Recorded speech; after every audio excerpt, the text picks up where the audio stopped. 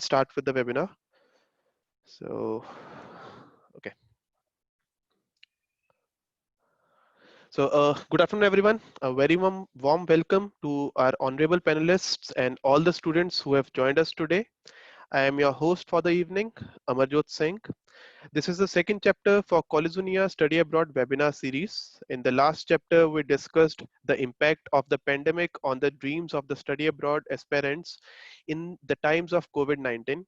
And are their study abroad plans going to be deferred or dropped? We are going through a very unfamiliar time.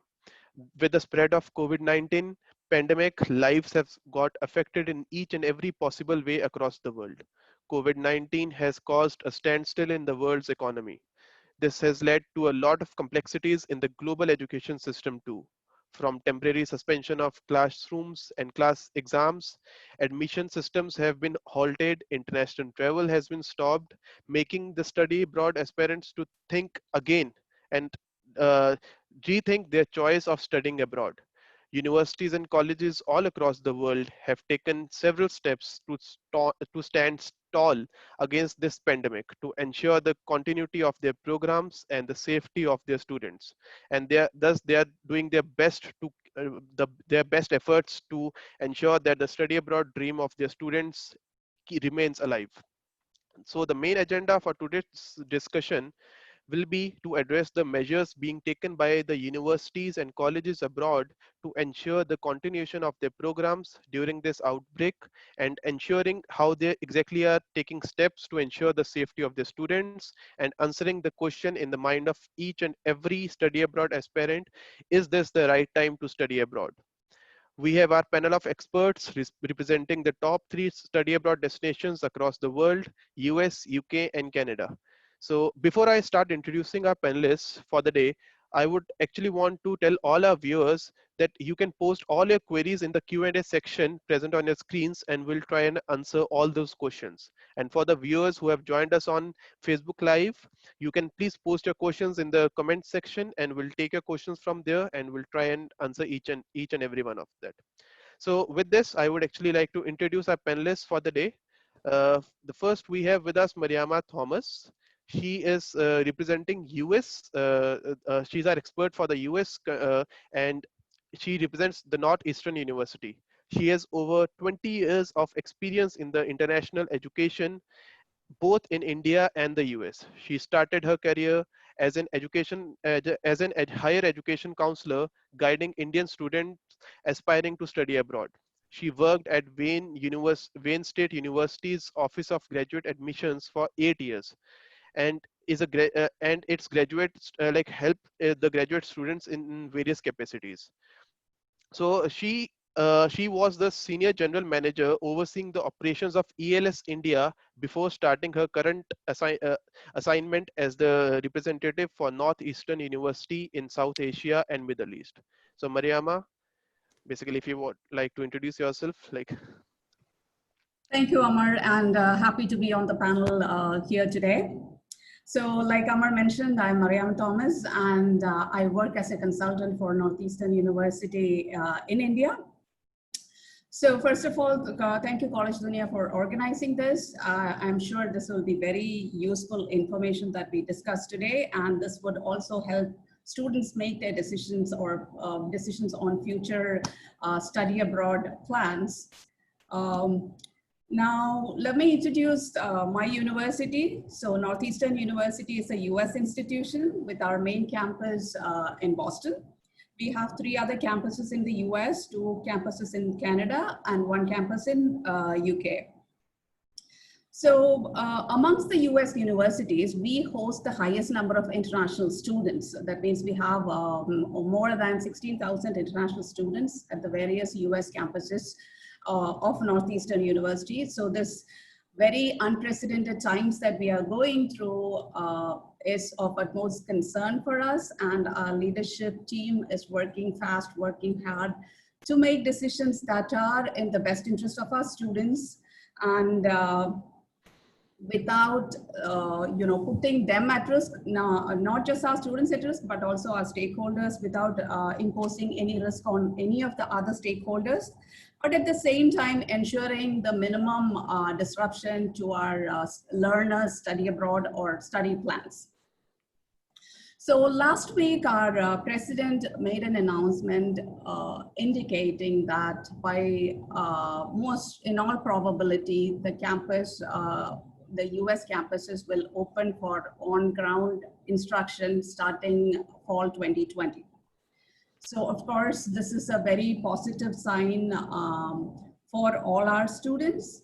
But at the same time, we are very aware that it's not just about, for international students, it's not just about the campuses reopening. There are multiple other factors that will affect their being on campus, like the consulates opening, the international flights resuming, etc. We are aware of that, but at the same time, I believe this is a very positive step towards resumption of normalcy. And normalcy may differ from what it used to be, but still this is a positive sign. And at the same time, Northeastern is planning to reopen our administrative offices as well as laboratories starting next month in a phased manner. We do understand that this is a very challenging project or exercise, and the leadership is very concerned as well as very aware of the implications of these steps, and the decisions are made after very careful thought. Keeping in mind all the safety of all the stakeholders involved. And finally, I would like to talk a little bit about the accommodations that Northeastern has made for our students who are applying for the graduate programs, as well as the students who have already been admitted. Because as all of you may know, starting middle of March, pretty much all educational institutions in the US have switched to an online instruction model. So that would be halfway through the winter or spring term, however the universities have structured their academic year. So it wasn't too different in Northeastern case. Around middle of March, we shifted to, all our campuses shifted to online instructions. So international students who were already taking classes on campus were allowed to continue their studying online, and USCS made an exception to their normal policy regarding this. And then when it comes to the spring and summer terms, the instruction was done completely online, and we offered our students the option to either take classes online from their home countries or defer their admissions. Now coming to the accommodations for the applicants, many programs have waived off requirements like standardized tests. GRE or GMAT is waived for most graduate programs. Then there are some programs that have even waived off the requirement for letters of recommendation, understanding the challenges that students may face in locating a faculty member and having them submit these letters online. Then another step we have taken, most programs have taken, is to start accepting Duolingo as a proof of, just for proof of English proficiency. That was not the case previously. So ever since the pandemic, Duolingo has been accepted by most programs instead of TOEFL or IELTS. Then there are programs who have extended their application deadlines, where students are able to continue submitting applications as late as June 15th, which has never been the case. Like say programs which are deadlines like in middle of March have extended their deadline till June 15th, and we hope this will help students to get their application materials together and submit their applications. And then of course, there has been extensions provided to the students to submit their final degree transcripts. So for those students who have been admitted, pending their final degree transcripts, there's been exemption that is, or extension that is being granted to submit their final degree transcripts. Now, when it comes to the admitted students, we are, the first and foremost thing we have done is we have representatives in various different countries. So what we do is we hold virtual office hours for these students so that they can log in, come talk to us directly, get clarifications on their questions rather than relying on third party and maybe even unreliable sources.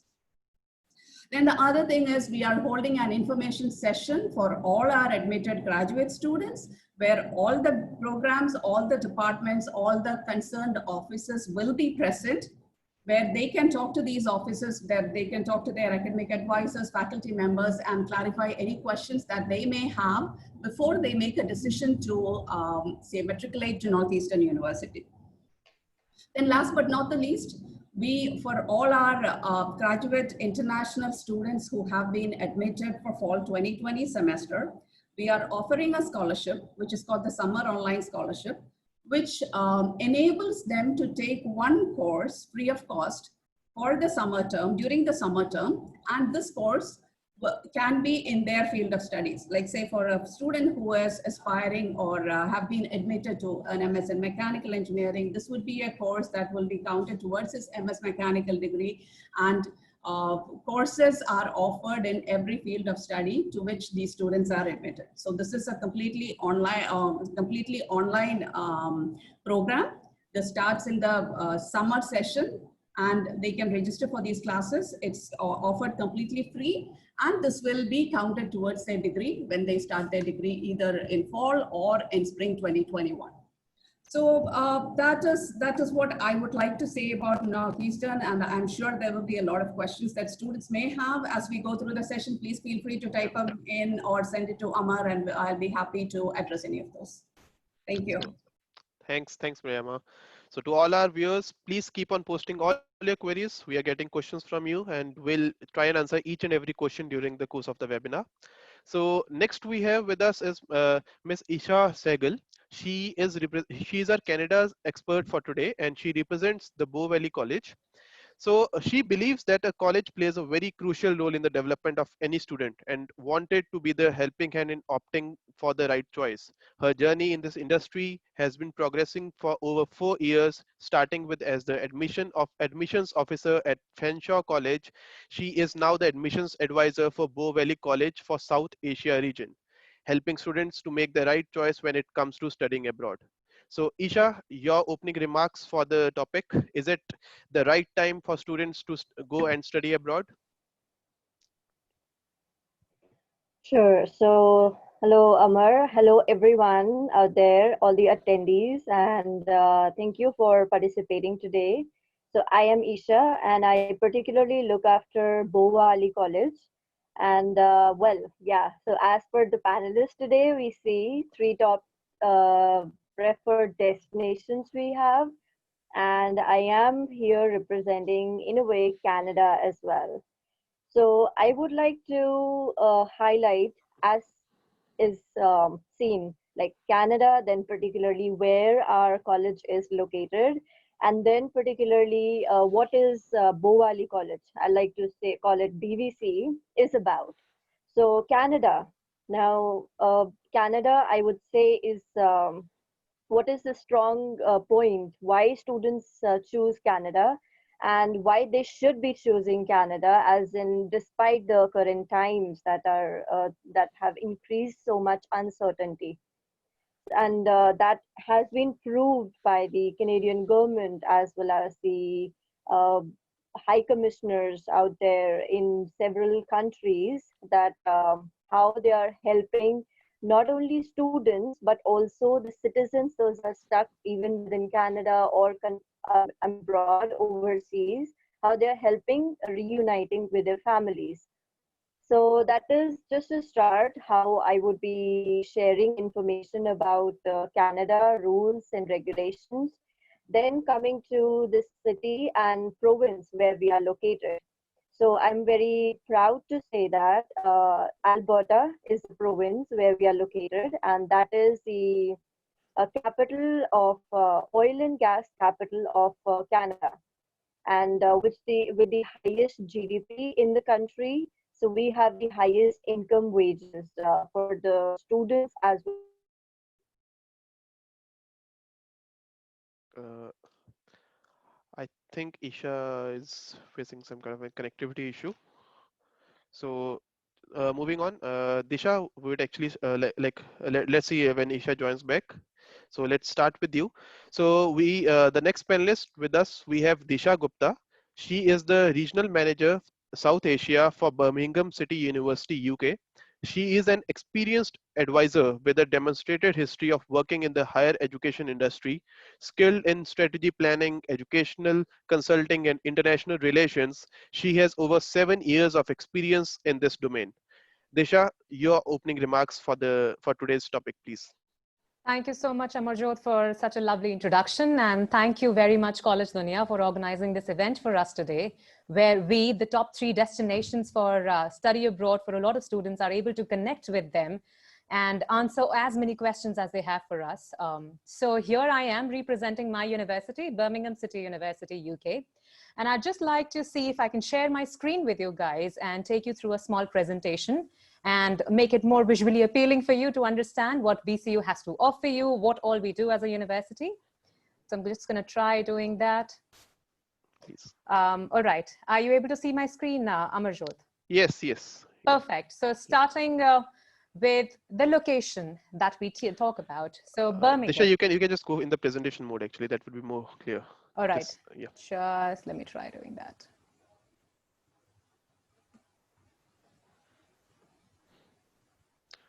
Hold on. On the bottom right corner. Yeah. This one, is it?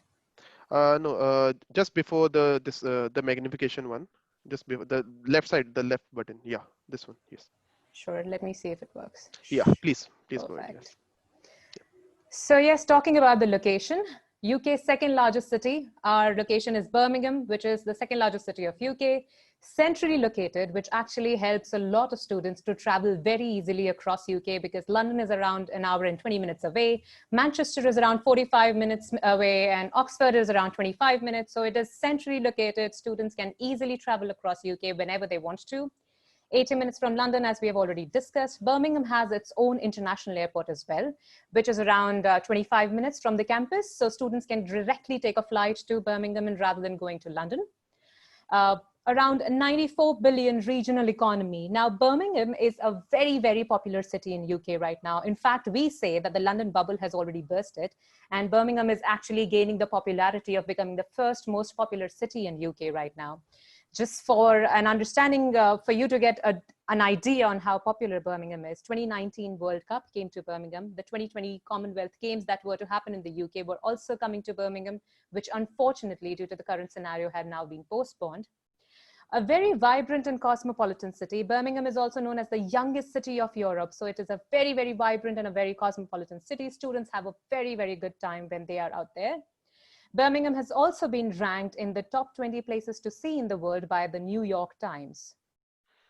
So this is what the campus looks like. It's a massive, massive campus. We have recently made an investment of around 260 million to make it more advanced and beneficial for our students. You can see some more snapshots of the campus.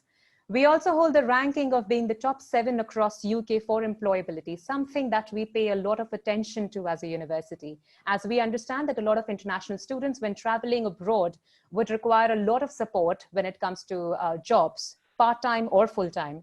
That is the reason why we as a modern university focus a lot on providing these jobs to the students as easily as possible and making this process seamless for them. For this, we have been awarded the top 7th rank across UK. You can just see some of our very, very popular alumni listed out here. You can just Google about them and would know that how well they have done after completing their education with us. So when we talk about the faculties that we offer and serve, we are known for our 4 faculties, that is ADM, Art Design Media, BLSS, Business Law Social Sciences, CEBE, that's Computing, Engineering and Built Environment, and lastly, HELS, Health Education and Life Sciences. BLSS, one of the most popular category or field of study when we talk about Indian students. We specialize in the field of business studies, law, criminology, sociology, psychology, and have teaching records and research into research and consultancy. You can see a list of all of the programs that we have to offer in BLSS on our website. These are some of the most popular programs that the Indian students really, really like to go ahead with, listed out here for you to see. Some of the accountancy specializations and School of Law, that is various law specializations into LLBs and LLMs. When we talk about social sciences, we also have certain social science related programs which can be clearly seen and found on the website. CEBE, the second most popular faculty that we have to offer, again, really, really loved by the Indian students when it comes to their studies. School of Engineering, built environment, computing technology. Now, the best part about studying computing with us is that we are the only university across UK to have partnered with Cisco and Oracle full-time. The only university across UK to have a test center and a training lab of Cisco and Oracle inside the campus, which means the students actually get an opportunity to be and learn on the world-class facility and training provided by Cisco and Oracle directly. So that is something that we can definitely provide to our students. We are also known as a university to focus on practical learning over theory learning, which means all of our master's degree especially have 80% of practical learning and only 20% theory learning, which a lot of students really, really prefer to go ahead with when they're planning their overseas education. And that actually helps them in their career progression as soon as they're done with their degrees. You can see some of the program names listed out here for you for computing engineering and built environment that are really popular amongst the Indian students. School of Computing and Digital Technology. Moving on to the next field of study, that's health education and life science. A very, very strong relationship with more than 900 primary schools and 200 secondary schools across the West Midlands ensures trainee teachers can gain valuable experience in culturally diverse region. So when we talk about education, social work, and health and life science, midwifery, we offer various options and opportunities for students to see out here. Again, as more of a practical approach, the professors who will be teaching the students on the campus and not just the teachers who've been teaching for decades. These are people who've been working in the industry for a very, very long time now and come down on the campus to give you that real life experience. You also get an opportunity to go to the hospitals, do the social work and nurse opportunity, working as a nurse throughout your learning process with us. So that is how practically you gain all the experience.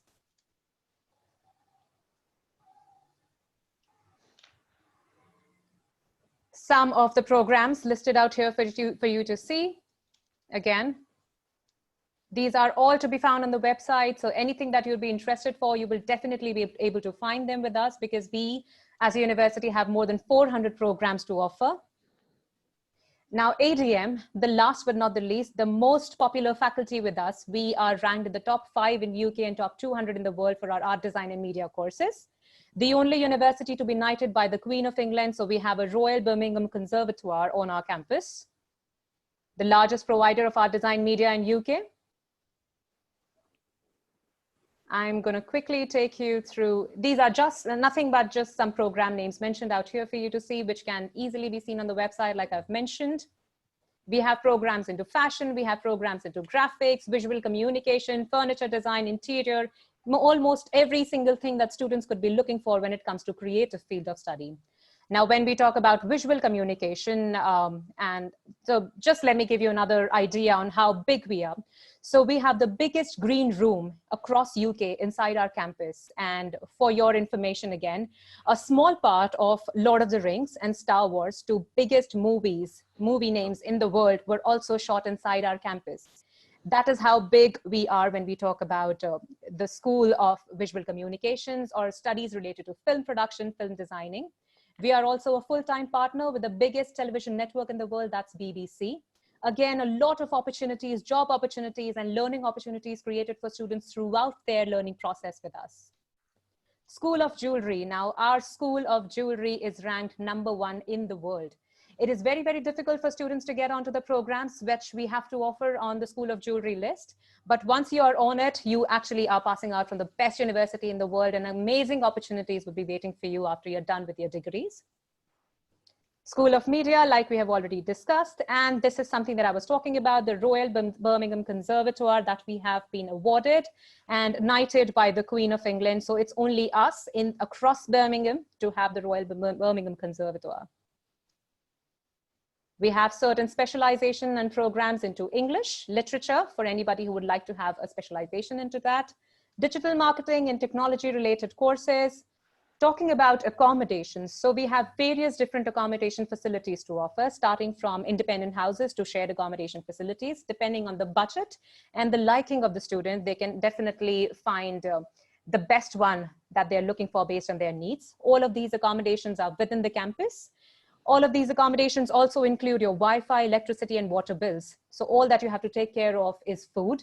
And there is a kitchen in every single accommodation for students who would like cooking, so they can definitely try doing that. Some of the accommodation buildings will be listed on the next slide. You can see some of the details out here. We have over 2,000 rooms available when we talk about accommodation. So something that we are really proud of, because we never run out of accommodations for international students, and we guarantee it to them.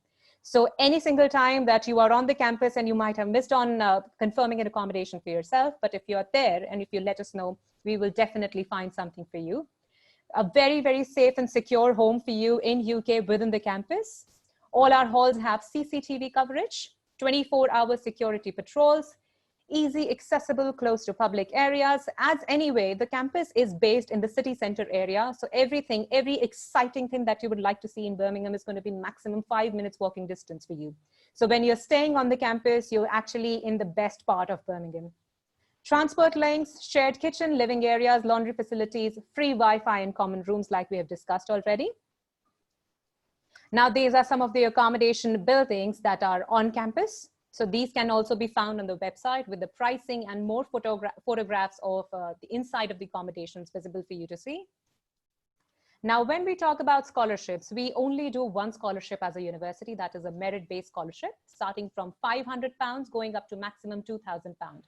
And when we say a merit-based scholarship, it means that the amount for the scholarship depends on your percentage that you've attained in your very previous degree that you've completed and coming to us with. So we are going to assess your profile, and it's going to be a direct scholarship, which means there is no application process, no examination, no interview process that you have to go through. So fees and scholarship, again, every single program that you will be looking for, when you go on the website, you will be able to see the fee structure of it. Majority of our programs are priced at a £12,800 price range. It's only the MBA, which is priced at a £15,400 price range. So it's going to be very, very easy for you to be able to try and manage your fee structure as well. And apart from that, the kind of part-time jobs and full-time jobs that we support our students with, they find it easier to manage their living expenses moreover on their own. So this is about the ACCA program, something that we are really popular for. If anybody would be interested, I would love to speak about that later. Yes, so you can definitely see more about this on our website. If there's anything else, I'll be very happy to speak to you and answer all the questions that you might have about Birmingham City University. Just some additional information that I would like to add before I finish on this is that we have taken very strict measures right now as a university for the students who are there on the campus. And we are trying to take care of their health and their safety and security as much as possible. When we talk about the September 2020 intake, we have already received a confirmation from our directors and VC that we are going to offer the September intake as normal as we wanted and we planned it for to be. Along with that, there are no online lectures. We will only offer face-to-face learning for September.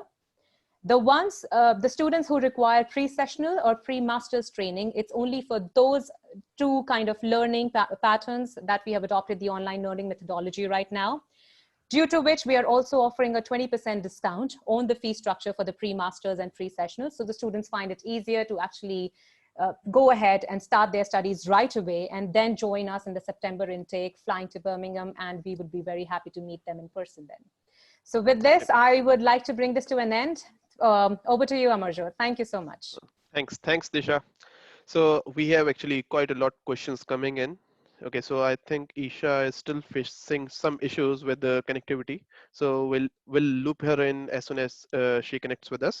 Okay, so moving on to the questions. So as I see that many students are asking that they have actually received many of the offer letters from respective countries. Like there's Ashwini, he says that he has received 8+ offer letters from UK universities, and there are other students who have already received the offer letters from US as well and Canada as well.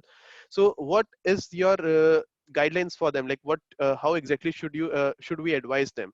Like should they wait for for any further instructions on the intake, how the intakes will be affected? Will the intakes be deferred, or should they move on with the fee payment?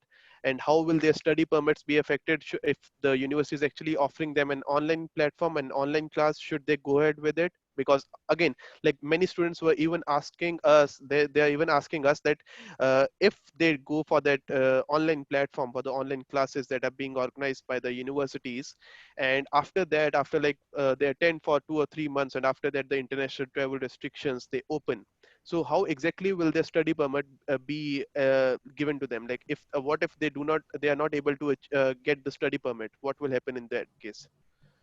So Disha, how is your university is actually tackling this?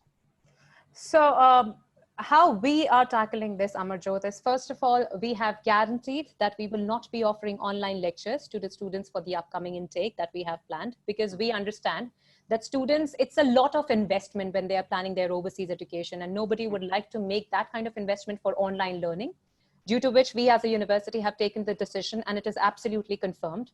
When we talk about the students being concerned about going ahead and blocking their seats with particular universities, so my advice to these students will be, please first of all check with the university if they are planning to start with the online lectures, or are they going to offer the intake as a full-time learning that we wanted it to be. Check with the university that you're most interested with, and accordingly block your seats with them if they are offering the kind of study methodology that you are looking forward to.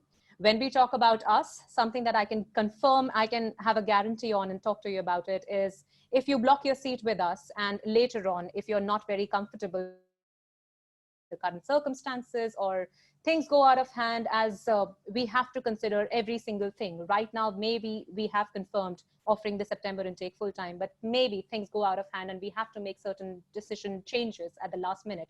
We will be refunding your fees completely, 100%. So you can definitely just raise a request. Let us know exactly with a valid reason as to why would you like to cancel your admission instead of deferring it to the next intake. And we would not have a problem in, returning your entire fees to you. So that is something I think it is very important for the university to take a decision which is in benefit to students as well, because they are really concerned and really worried. So I think this should definitely help them. So Mariama, so what's the scenario for US? Like, as you told that all your campuses, they actually moved to the online platform, the online communications and the other platform. So how are you actually getting the system set for the new admits for the fall intake? Yes, like I mentioned, for fall intake, we will be offering classes on campus on ground. So So yeah. yes, in the US, it works a different, so you don't pay your tuition unless you arrive on campus and register for classes. So there is no question of tuition refund, because unless you are on campus and register for your classes, there will not be a tuition bill that you have to pay. So I don't think that should be a concern for students who are aspiring for a US university. Now, in case US the government takes a decision that the students will all not be allowed to travel for the fall intake. So what happens in that case? So how will you basically address the students who have already received the offer letters from your university? Absolutely. So yeah, of course, if and that is a big if, we are talking hypothetical here, because there has been no announcement or decision by the US government to say that international students will not be allowed. If that happens, of course, the university will be sensitive to this need, and students do have the option of, as it is at Northeastern, any students who is admitted has the option of deferring their admission for the next 1 year. So that option is still available for them. They can defer it for any terms up to fall 2021. Okay, and coming on to the issues, the financial issues that the students have raised. So many students are actually asking us, like, what happens for the part-time jobs? See, most of the students who come from India, or like the South Asia, if I talk about the South Asian countries, so obviously they are very well dependent upon the part-time jobs as well to get with their living costs. So how exactly will those be affected? So when we talk about part-time jobs, Amarjot, like I discussed in my presentation, that we provide a very, very strong and extensive support to students, as we understand they're international students, so they actually require more time and more support from the university as compared to the home-based students. So we have a placement cell in place, which is very active even right now. In this current scenario, you can see some videos on our Instagram pages on how the placement cell is still working and supporting students out there on the campus to find part-time jobs, though not in the similar field of study that they would be looking for normally, but whatever is possible to help them manage and sustain their lifestyle in UK even currently. So when we talk about part-time jobs, I think based on the kind of scenario that we are going through, and a lot of people are not able to do anything, and the current country's economy has gone down a lot, there will be drastic measures taken by every single country to bring it up very, very soon. And there will be jobs produced in every single segment, in every single sector, small time jobs, and every single job that the student must be looking for when they're out there. So our placement support cell is going to be very, very active in that. Students will be able to find part-time jobs. We anyway offer two different ways and options for students to find these part-time jobs, on campus and off campus. We try and get them jobs which are absolutely associated and relatable to their study field. So it's actually becoming an add-on to their profile. The kind of wages that they can expect for these part-time jobs also ranges between 10 to 15 pound an hour, which makes it easier for them to manage their living expenses moreover on their own. Anyway, Birmingham is not a very, very expensive city like London to be at. So it is a very, very minimally priced and a very student-friendly city. I personally find Birmingham a lot cheaper than India in a lot of terms. If you're shopping from the right places and if you're going to the right places, I believe you'll have enough things and you will have enough time for yourself to manage that living on your own very well. And in fact, save some money from all the part-time jobs that you have done and earned by the end of the year. So I don't think that's going to be affected drastically after all of this situation is completed or we are sorted out and we are coming out of it. Whereas it depends on the student on how active they are, on how eager they are to actually get into it. And Mariama, your views on the same? How will the part-time jobs and even the employability after the program is over? So how will that be affected? Yes, in the US, according to the F1 visa regulations, students can work part-time during their course of study or while they are enrolled in classes for 20 hours only on campus. They cannot work outside of campus. So once the campus has reopened, the jobs that were there previously will still be available for these students because students are hired in many part-time positions like in libraries or labs, or all these jobs will be available once the campus is reopened. So part-time jobs while as a full-time enrolled students is not going to be a problem. And at the same time, regarding the work options available as internships or post-graduation work options available, like at Northeastern, most of our students, especially our students from India, choose Northeastern because of the very robust co-op program that we offer. Co-op very roughly equates to an internship in India. And this co-op has to be in the student's field of study. And we are ranked #1 in the US when it comes to career services. So we have a department just to help students prepare themselves for co-op, and we have partnerships with about 3,500 companies across the world to place our students in internship or co-op positions which are related to their current field of study.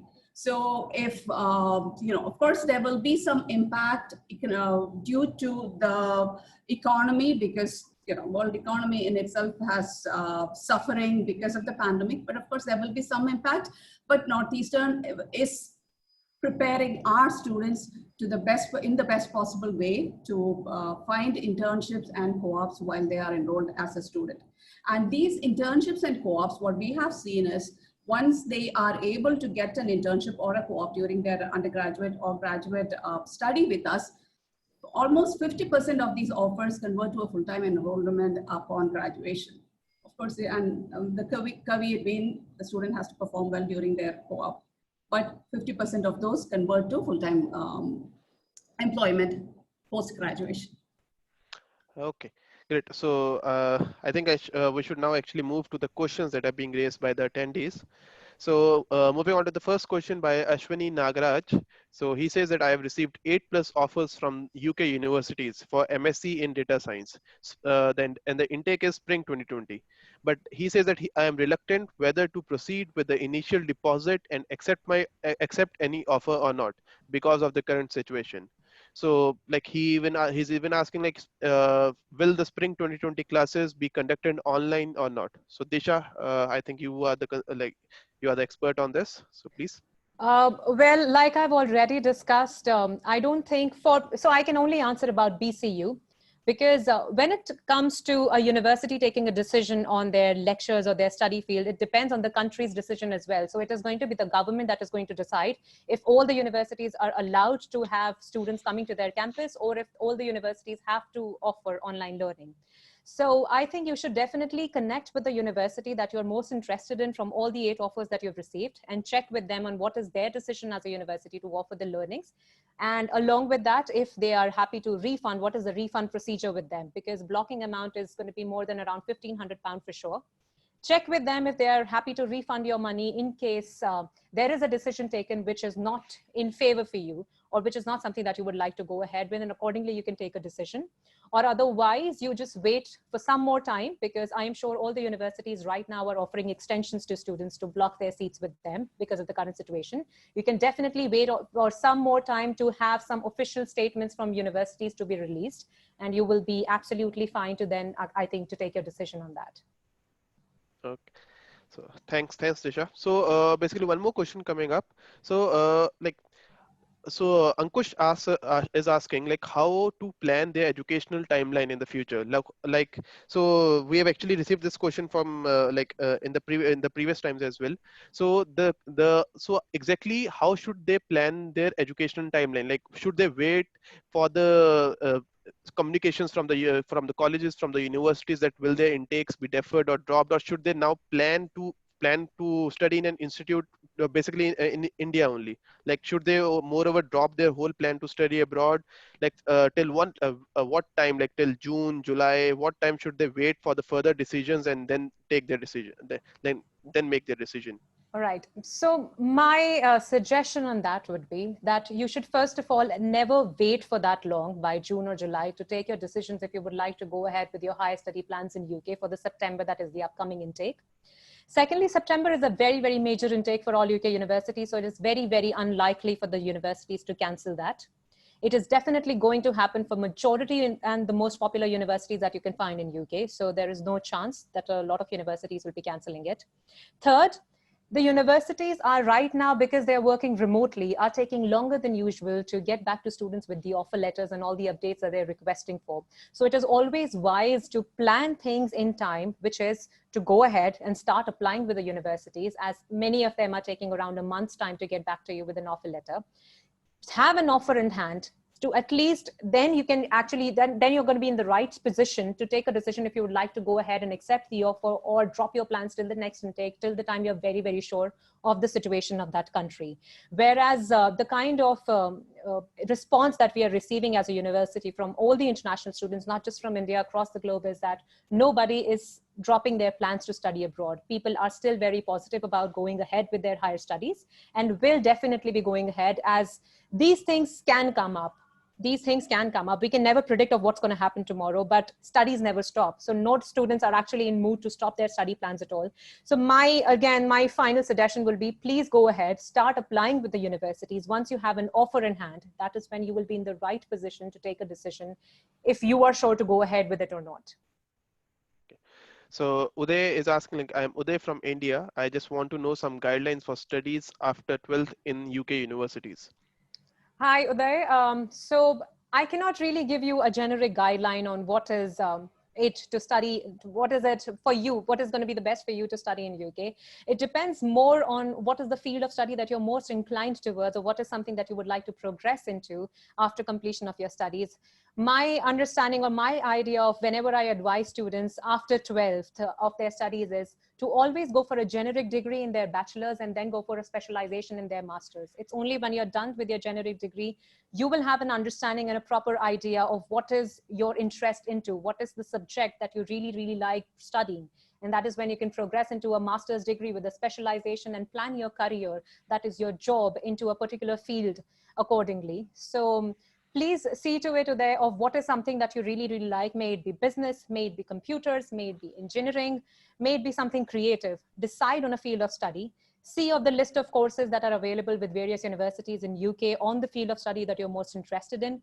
Make certain applications and see where you are most eligible based on your percentage in your 12th, based on the kind of statement of purpose that you're supposed to write, based on the kind of portfolio that you're asked to submit if it is a creative course. That is something that is going to help you decide overall on what is the field of study that you should actually progress with. Okay. So one more question coming in, like, so students are asking a it's a very controversial question again, like, which is the best country to study in given the present time? Like, Well, what all like again that will depend upon what all uh, actions are being taken by the university or the country as it is, and what exactly what all aspects will be affected during this time. So like if you would like to answer that. Sure, I will try to answer that as well as I can when I have two biggest competitors sitting out here, that is US and Canada. So I would not call it a competitor actually. It's three of the most popular destinations. Students are always confused to what to go ahead with, maybe UK, US or Canada. Normally when I'm talking to students, I always tell them that actually UK is ranked number one when we talk about quality education. So if you are looking forward to get into that, I'm sure US would have something to counter on that, and so will Canada. But then, yeah, I will wait for that to come up. But yes, it depends on which country do you like to be at. If you're more of an Englishman, or if you would like to experience what the UK culture is like, because we are culturally very different, we all three countries. It depends on what you like. It depends on where your relatives are and where you would like to be based, because a lot of students have the idea that they want to settle in a particular country after completion of their studies. So they should definitely consider all the pros and cons and see what country is going to be the best for them and based on their field of study. So every country also has their own specializations when we talk about field of studies. They should definitely be spending this more. So I think that this is the right time, and students should actually make a very good use of it to be at home and do their research really, really well and get a proper knowledge and understanding of what country, what university, what program they should actually go ahead with. So I don't think there can anything, one country can be the best at certain thing. Every country is going to be the best at one thing. It depends on what you are looking forward to go ahead with. So that is where I would like to conclude this actually.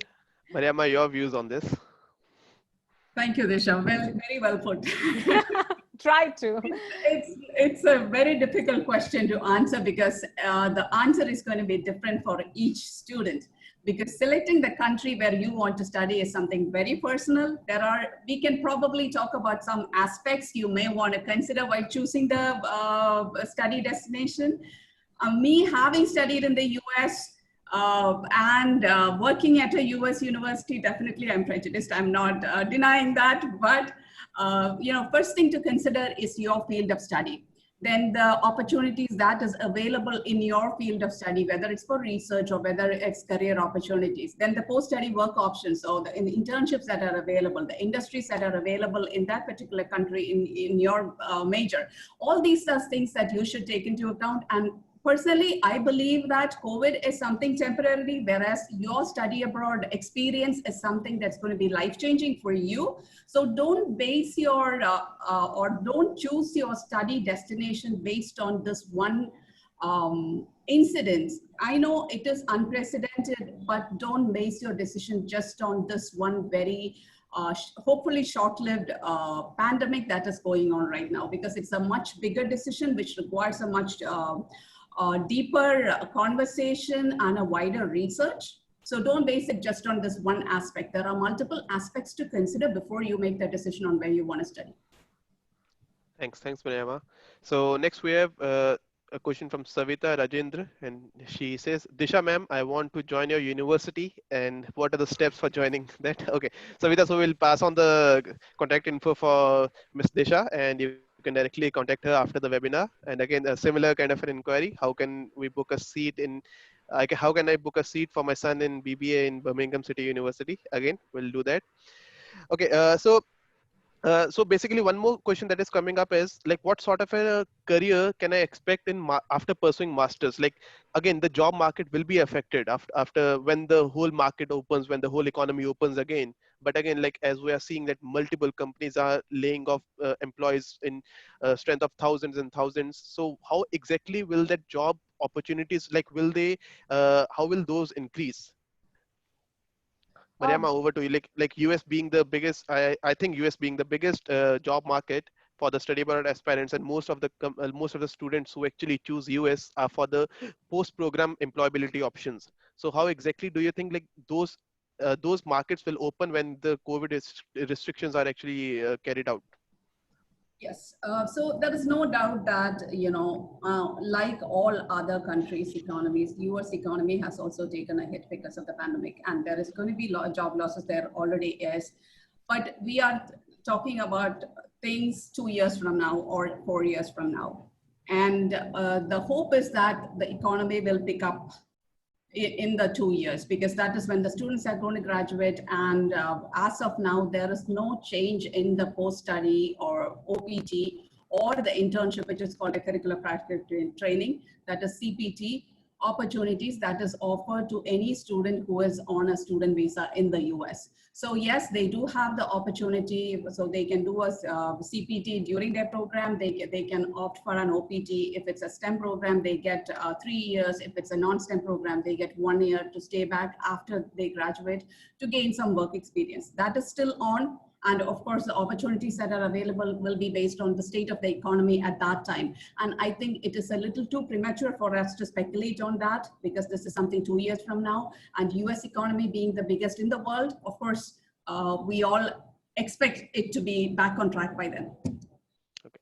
So Mariama, next question is for you again.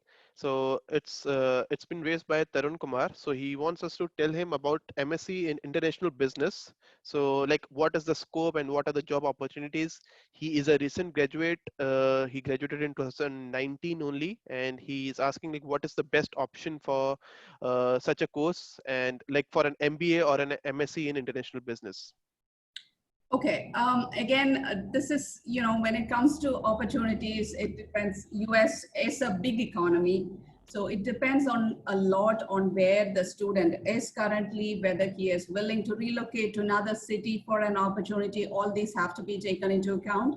So, so international business is definitely a growing field. It is not too difficult to find a job in international business for a student who has completed a master's, because businesses are going global every day, because they realize that it cannot be just a national thing, and it's important to have that global experience or the ability to handle or work in an international setting rather than a national setting. So the scope of international business is not going down anytime soon. But specifically for him, I am unable to answer. I will be able to answer if I have a one-on-one with him. Sure. Okay, and we'll pass on the information. Yeah. Okay, so next question that is coming up is again like it's kind of a generic one again, but like we have different consultancies with us as well, like different partners. So they are asking like, what will be the scenario of higher education in abroad after the COVID-19, like after this whole the lockdown period has ended? Now, how exactly they should advise their students? Like, should they advise them to directly just apply for the Jan intake only, or should they still keep on getting their students to apply for the fall intake, fall 20 intake? So, how exactly should they advise their students? Well, what I would say is, if a student is ready to apply, like say have taken the test, have all the required documentation to apply for the fall 20 semester, and that is what their academic plan is or was previously to start their studies in September, then definitely they should go advise the students to go ahead and apply. Why? Because, okay, let's assume the worst case scenario and think that, okay, nothing is going to go back to normal in September. They always have the option to defer their admission to January. But if things go right, they have the option of starting their studies a semester abroad, a semester ahead of January, right? That's maybe 3 or 4 months before January. So that is definitely a big edge. So if for students who are ready now, I would recommend applying right now. But for students who may not be ready, have not, or is in the process of completing their degree, have not taken the test, have not written their SOPs, or they don't have much of an idea how to go about it, January might be a better option. So to all the viewers who have actually raised the questions about Canada, so we're really sorry Isha is actually not able to connect with us. So I think like we will organize another session with for specific for the Canadian aspirants. Now the next question is regarding the post-study work visa. Like I think like UK recently started the post-study work visa, right? Yes. So how exactly, like if the universities they actually go for the online classes, they actually go online. So how exactly will that affect for their study for their post-study work visa eligibility? Like will the tenures be shortened, or will they still be able to take the benefits for like the 2 years or 3 years as for US? So how exactly will that work? So, Amarjot, to answer that, first of all, if a particular university is offering online lectures, this is not going to be going on for the entire year. of studies. It's only going to be the first semester that the universities will be offering online, and then gradually the students will be able to come to the campus and continue with their normal face-to-face learning. That is supposed to be there. International experience has to be there when they're planning their higher education studies. So no, this particular thing is not going to affect their post-study work visa. It's still going to be the 2-year extension that is granted by the government, and they will still get it. Okay, and Mariama, so you're like, what will be the scenario in US? The post-study, so even previous to the pandemic, the international students were allowed to take 30% of their classes online. So even if they are doing a bachelor's or a master's on ground in the US, they were allowed to take 30% of their classes online. And that still continues. And this is not going to impact their OPT because, like Disha mentioned, they are going to continue their studies on campus. And as long as they complete their studies on campus, the OPT will not be a problem. Okay. So again, like Vashishta is asking, like, ma'am, my question is to you. I want to pursue medicine in your university. What are the steps? So do either of the universities provide medical courses, medicine, or in courses in medicine? To answer Okay. that, if it is a core medical course like a dentistry course or an MBBS or something related to that, I'm sorry, we do not do that. We do have those courses, but they are right now not open for international students. The only option when we talk about medicine that we have to offer right now is going to be BSc nursing that we have recently started and opened up for the international students. So Disha, this question is again for you. Jaypreet Singh is asking, hi Disha ma'am, I have applied my business management course in Birmingham City University approx 20 days ago, but he has still not received a reply from the university side. So he's asking, like, how much time will it actually take for the university to give a confirmation on the application? All right. Hi, Jaspreet. Thank you so much for that question, and thank you for applying with us. Now, my answer, like I have already covered in the previous statements that I said, that the university and the entire team out there is working remotely. And our normal turnaround time for an individual application that was earlier of around 10 days had now gone up to around 30, 35 days. So if it's been around 20 days, I think within 10 to 15 more days, you should have your offer in hand. If you have not received it, you can find my details on the university's website. Feel free to reach out to me directly, share your application ID, and I'm going to try and expedite the process as much as I can for your offer to be released sooner. So the next question is again for it's basically what will be the scenario of fellowships and scholarships in UK and US after, like, for the next intakes? How will those be affected? Like, will there be any other kind of relaxations that will be given by the university, given the thing that again even when the lockdown period opens, there might be some restrictions on the part-time jobs, because again, like, they will not be able to work that freely. So again, how will the relaxations in terms of financials be taken into be taken? Okay, talking about UK, so all of the international students traveling to UK require an NI to be actually eligible to start working part-time. So that NI, acquiring that NI takes around 2 months. So I think by the time you're on the campus and you get your NI, you will have enough time and things will be much under control as to what they are right now or in the initial stage of the starting of your program. And you should be able to work part-time.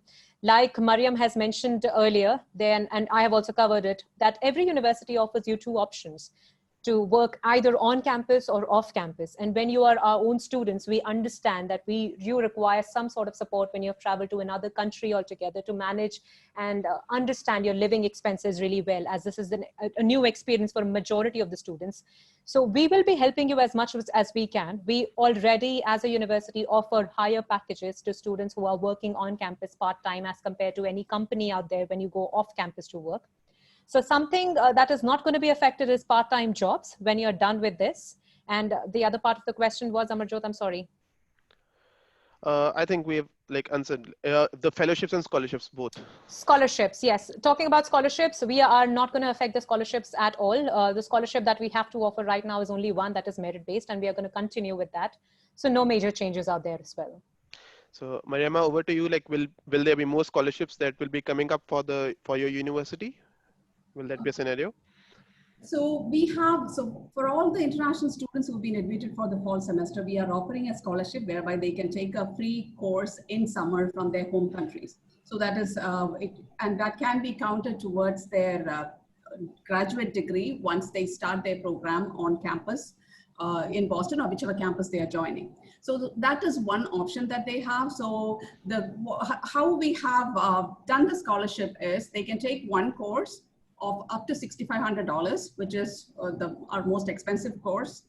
So they can do that, and they are saving them, the tuition for that one entire course by undertaking this, even before they start their classes on campus in fall.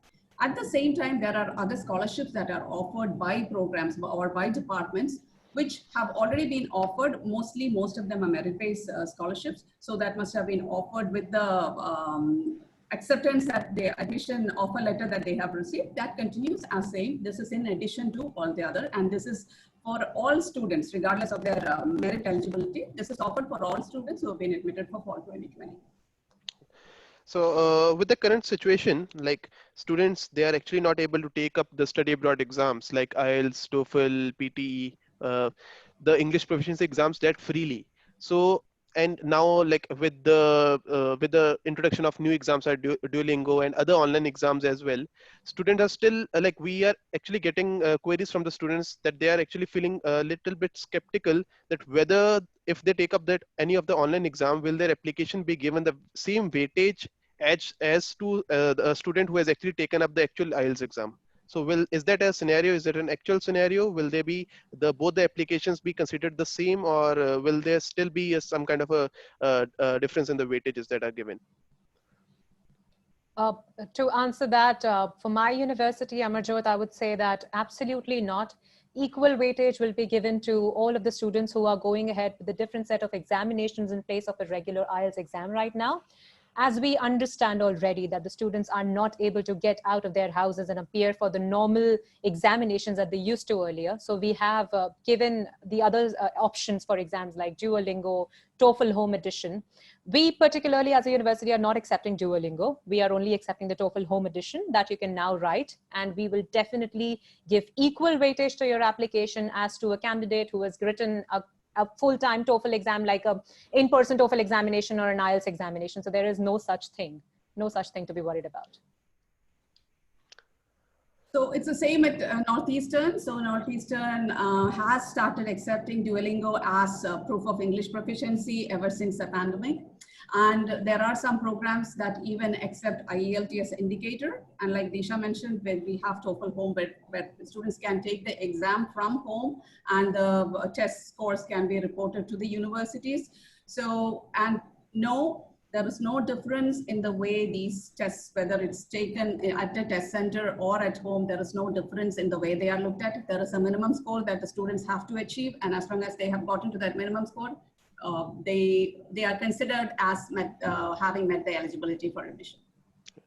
So the next question is for you, Mariama. So the question is there masters in molecular biology or masters in immunology in Northeastern University? I'm very sorry, those are two programs we do not have. At the undergraduate level, we do, but not at the master's level. Okay. So I think we have already crossed the time limit. So so I would actually like you to please put in your ending notes for today's webinar. So Disha, starting with you, please. Well, it was really, really lovely to be interacting with you, Amarjot, first of all, Collegedunia for organizing this and seeing so many participants to join us today. This event was definitely a success, and I believe we were able to answer as many questions as you guys had. We were able to present a short brief of our universities individually for you to have an idea on how we are dealing with the pandemic and how we are trying to cope up or bring measures for the upcoming intake and for the students who are planning to come to us. So thank you so much to everybody who joined us today. I hope it was meaningful to you. And we would love to see you or answer all the questions that you might have later. You can reach out to Collegedunia or to me directly, and we'll be loving to see you on the campus in September then. Thank you so much. Thank you. Thanks, Disha. Mariama, your ending notes, please. So thank you, Amar, for this opportunity. It was a great interaction and lovely to see so many participants, so many questions. And I hope we were able to clarify at least some of those questions. And that we were able to instill some confidence in you that yes, everything is all good to go in September. And yes, we will be happy to provide more information on any other questions that you may have. Please feel free to reach out to Amar for with any questions, and he will pass it on to us. And I hope this helped you make decisions on your study abroad plans, at least added to planning your study abroad, no matter which country it is. And please know that we at the universities, any foreign university, we are always available to help you, to hold your hands through this process. Thank you very much, and have a good evening, everyone. Thanks, Mariama. And thank you all. Thank you to all the attendees, to all our panelists for taking out their valuable time and be a part of this webinar. And of course, for the attendees who actually raised questions, queries regarding the specific universities, we'll be passing on your information directly to the panelists, and they will contact you shortly. Thanks. Thank you all.